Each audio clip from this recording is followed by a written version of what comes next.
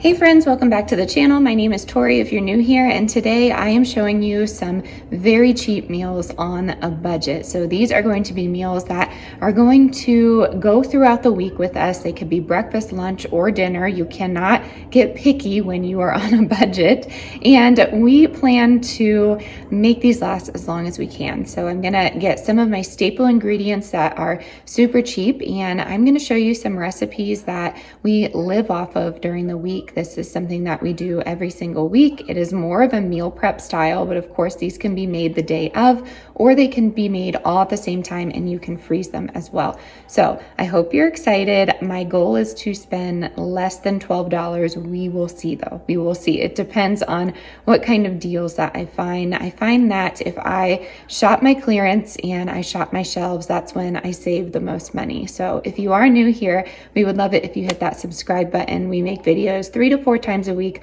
all about life here in Northern Colorado. We do prepared life on a budget. Make sure you give this video a big thumbs up if you enjoyed it, and let's get right into these recipes.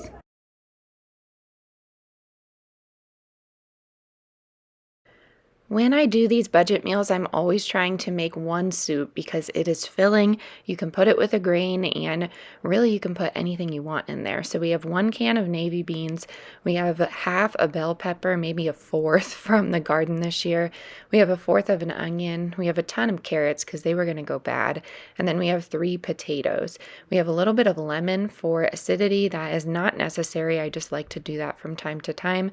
And then we have a bag of whole kernel corn, and that is great value. It is 88 cents at Walmart. So this soup is super cheap. If you added a stock or a meat, of course, that's going to bring up your price a little bit. But I did want to show you just some easy ways to make these meals stretch. So I just like to put this low and slow on Sundays and just let it cook and then take from it throughout the week. I serve it with rice, some extra spinach. Sometimes I serve it with quinoa. Sometimes I serve it over a baked potato. That's really delicious as well.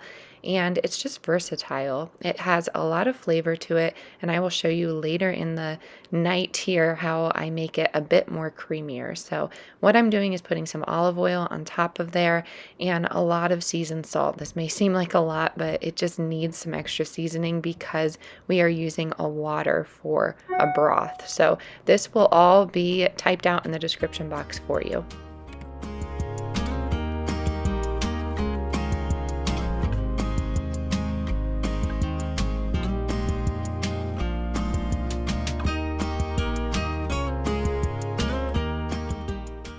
Next up on our list is going to be a pasta, and I always try and make a pasta alongside a soup just because it is filling and you can take from it. So we have 16 ounces of elbow macaroni, getting a little steamy there, but we do have our casserole dish out because this is going to be kind of like a baked ziti. So I have some asparagus here that was on sale for $1.99, and I just took maybe 8 stalks of that.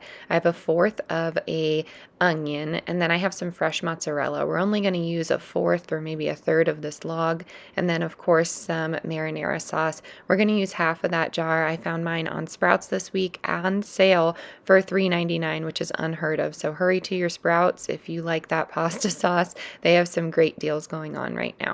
I have a little bit of butter in there, and what I do is just put everything in my casserole dish, mix it with my sauce, some salt, pepper, and garlic, of course, and then I just top it with my mozzarella cheese. I take from this throughout the week. It is delicious with a soup or a salad and some crusty bread.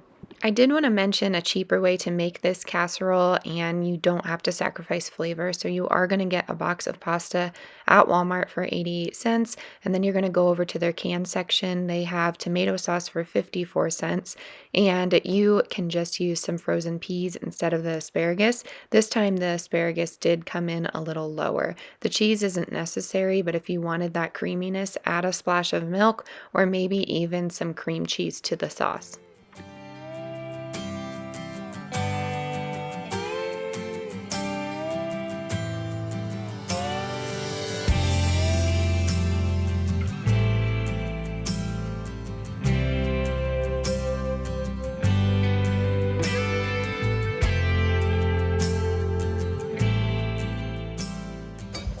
I'm gonna plate some of this casserole up here for the kids to eat, and then the rest can be for my husband when he gets home. And I'm probably gonna have a pineapple. I know I said that in the last video and people think I like survive off of pineapples. I'm pregnant and I eat not classically, so that is why I'm eating like that.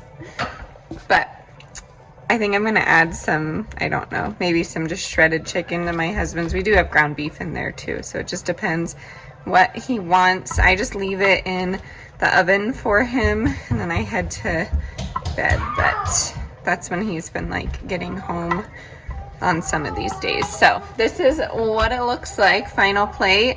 I think it looks great, under $4, and yeah, the kids are really gonna love this because it's super flavorful and they love that pasta sauce just as much as I do. So the corn chowder soup is ready here. It's gonna get steamy, hold on a sec. And what I'm doing is just adding 2 teaspoons, maybe 3 teaspoons of flour.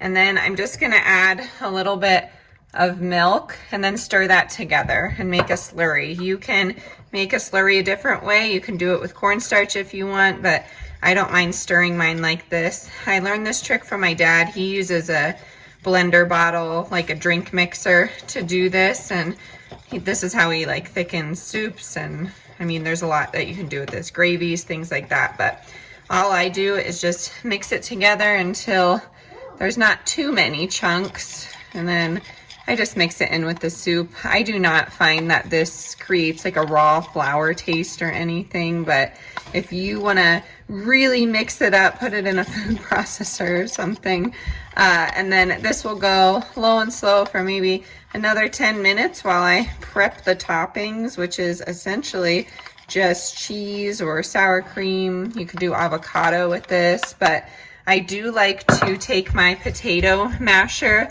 and mash some of this. You could take an immersion blender and blend it, but that's not the texture that I like for my corn chowder. You could, of course, top this with bacon too if you wanted, but we don't have that on hand right now. And if you're trying to keep it under budget, I would definitely head to Walmart and find their real bacon pieces.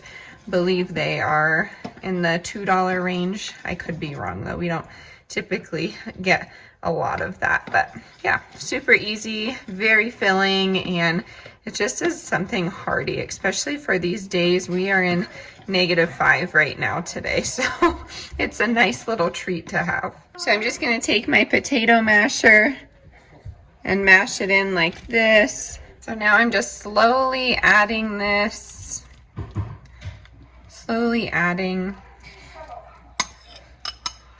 and it tends to thicken up pretty quickly.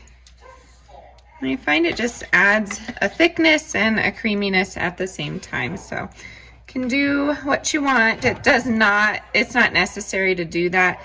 Sometimes I just press those flour pieces up against the side, but just a nice little oomph for the soup. I don't know.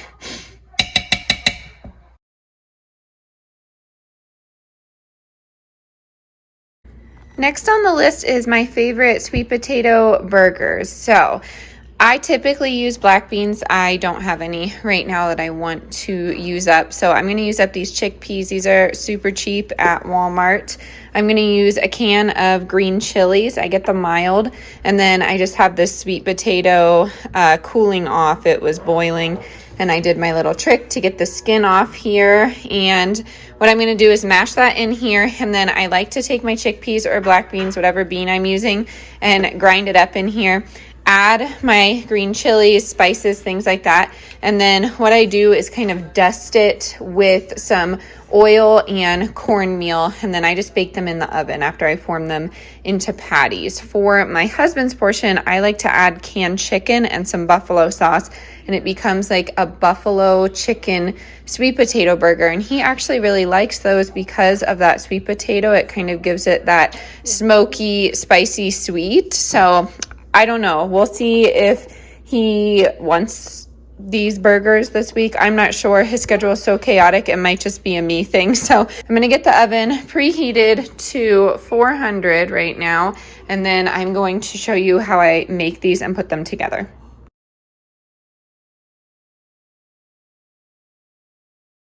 All right, Harry Potter is going strong back there. Sorry about the noise. But yeah, as you can see, this just peels right off. If I didn't put it in cool water, I would be burning myself right now. But this is my favorite way to peel a sweet potato. Sweet potatoes have just been in the Kroger clearance lately. Well, Kroger clearance vegetable section, and whoa, okay. I mean, and they're always in there for 50 cents, so I think that's a great deal. Of course, I'd love to just have a root cellar full of these, but you know, I just am not there yet on my gardening scale. But let me just wipe this up. Okay, so I have my sweet potato. I'm gonna put my can of green chilies. I typically don't rinse green chili cans and chili bean cans, but every other thing that comes in a can I try and rinse, obviously, besides like, you know, soup and stuff like that. So yeah, now you're just gonna put your chickpeas in here. Again, I would have preferred the black beans, but beans, I mean, it works just fine.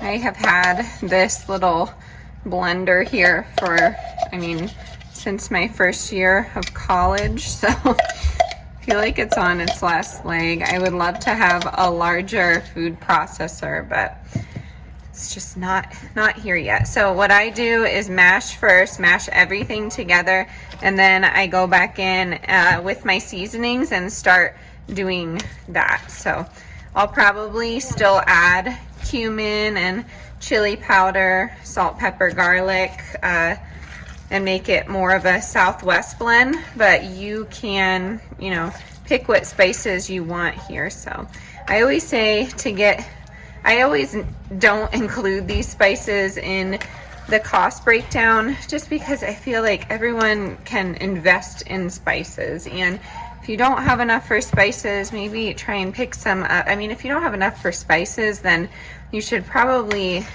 be going to, you know, a food shelter or a food bank. And then with that, at least at my food bank, they give little packets of spices. They have those little Taco Bell sauce packets and things like that. And whenever we go to fast food, I ask for extra condiments if they're free, and we always have those on hand. So even sauces would work well in this. You could do like a barbecue sauce if you wanted to, but you know, some people get frustrated with that when I don't include spices in the cost breakdown. But that and things like oil and like a splash of milk, those things, to me, a lot of people have on hand. And if they don't, the recipe is still possible. It's just gonna, I don't know, taste a little different. But there's a lot that you can do with salt, pepper, and garlic. I just feel like that's a great little staple to have. I found one skin left in there, but I don't smash it completely. I like to have some of those chunks in there. But this is the consistency that you're looking for. It doesn't look the prettiest, but I promise these are delicious. And what you're gonna do is add all of your spices. So I'm going in with garlic, gonna do my salt, going in with some cumin. I've actually been saving my chili powder for the chickens for the winter. They lay pretty well when you give them a spicy pepper. No, they can't taste spice, so don't feel too terribly for them. But yes, I'm gonna mix this together, add a little bit of the cornmeal into this, but then we dust it with the cornmeal as well. I'd say start with a 1/4 cup, but you're really not gonna need a lot in the mixture here. So you still want those patties to be moist, but also crispy. I like to serve mine with avocado, and I like to serve it in a lettuce wrap because these can be pretty filling with the bean in them. And then we just melt some cheese on there. You could do, you know, guacamole instead of your avocado, but these are super, super yummy. Could do like a chipotle aioli if you wanted, but yes, we're gonna form it into a patty.